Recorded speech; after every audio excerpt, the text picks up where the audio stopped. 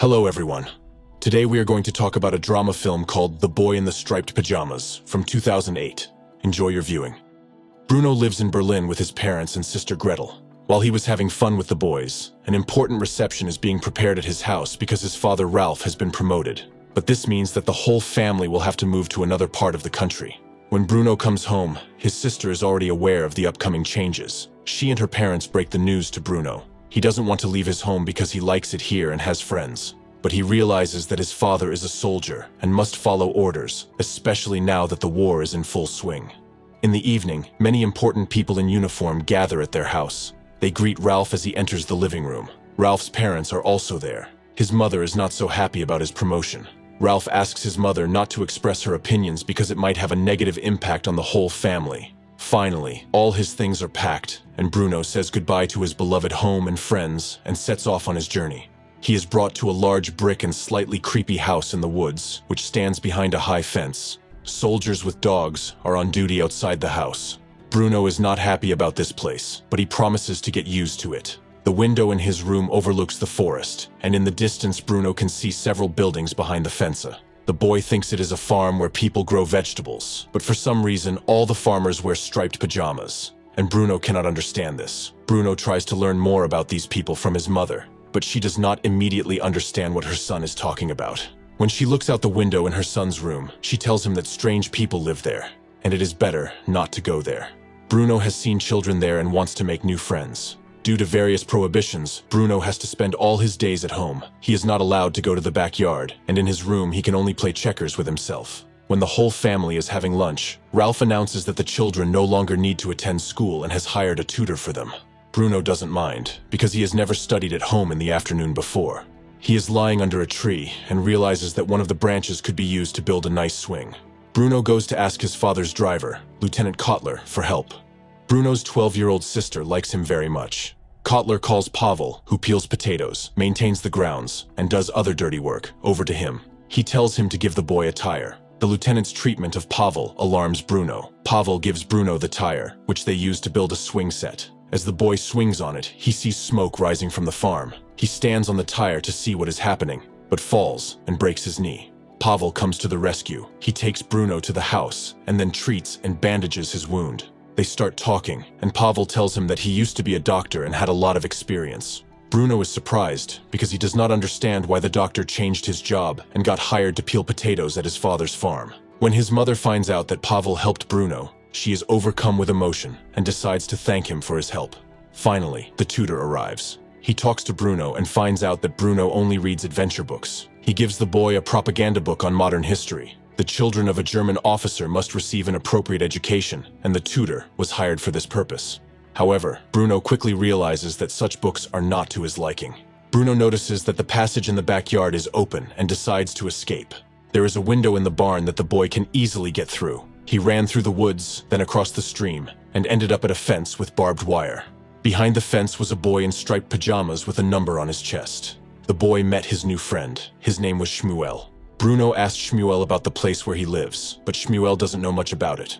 All he knows is that there is no way to get out, and they are constantly forced to work and hardly fed. From time to time, he runs to the fence to take a break from the hard work and the evil soldiers. However, a whistle blows and Shmuel has to run back. All the prisoners are gathered in the barracks. At home, Bruno stole a chocolate bar to feed Shmuel. But when he came to the fence, his new friend was not there. Bruno started throwing everything he had at the fence and realized that the fence was energized. Bruno thought that it was to prevent the animals from escaping from the farm. That day, Shmuel never showed up at the fence. Bruno didn't like the propaganda taught by the tutor, but his sister took it to heart. She threw away her dolls and decorated the walls of the room with posters with bad pictures and slogans. When Bruno's mom went to town, he seized the moment and went to the fence. He asked the boy about the chimneys, which periodically emitted smoke and smelled bad. Shmuel said that it was as if dirty garbage was being burned there. Ralph's relationship with his mother has completely deteriorated. Nevertheless, Ralph's father supports his son and is happy to visit him.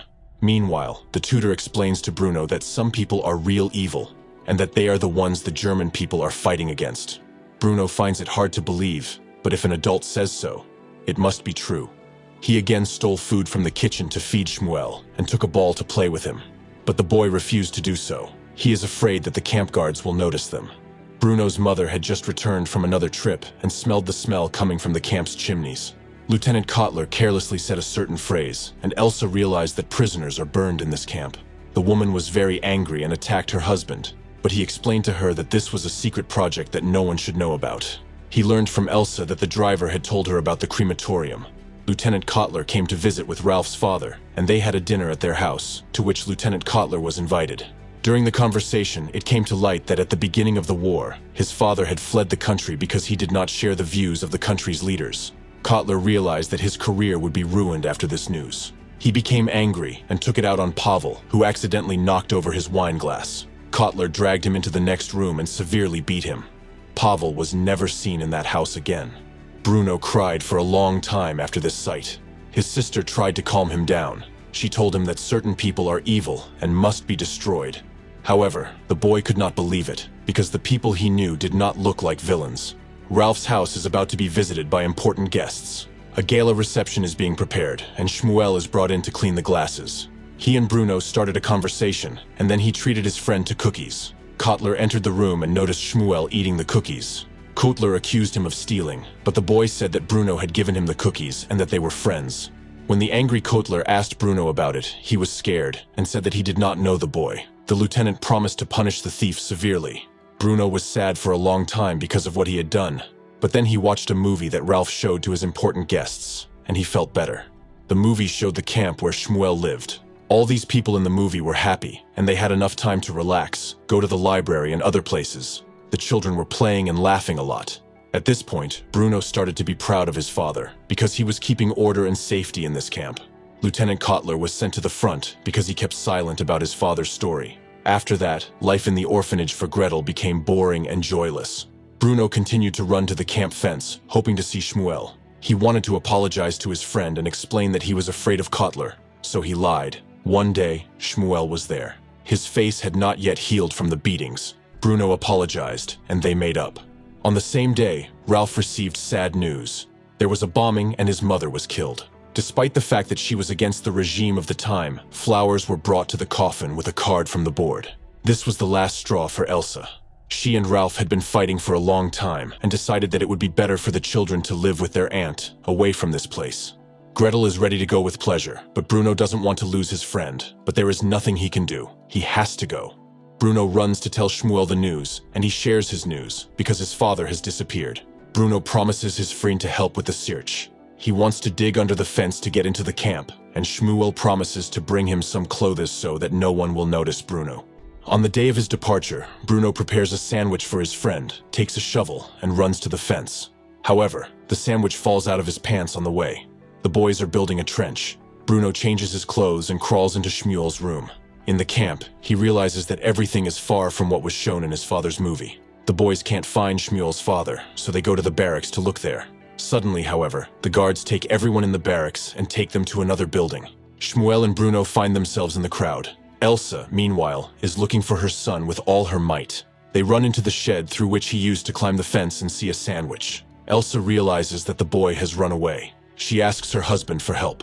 The soldiers break down the door leading outside the fence and follow the trail to the camp fence. They find Bruno's clothes and the trench. The boys have already been taken into a gloomy room. Together with the others, they were forced to take off their clothes and told that they were going to take a shower. They were forced into a cramped cell, poured something over the top of them, and closed all the exits. Ralph realized too late where his son was. When he ran to the gas chamber, all its inhabitants were already dead. If you have watched the video so far, you should know that I am happy to have viewers like you. Thank you for watching to the end. Subscribe to the channel and follow the news. Klonsak Recapped was with you. See you soon.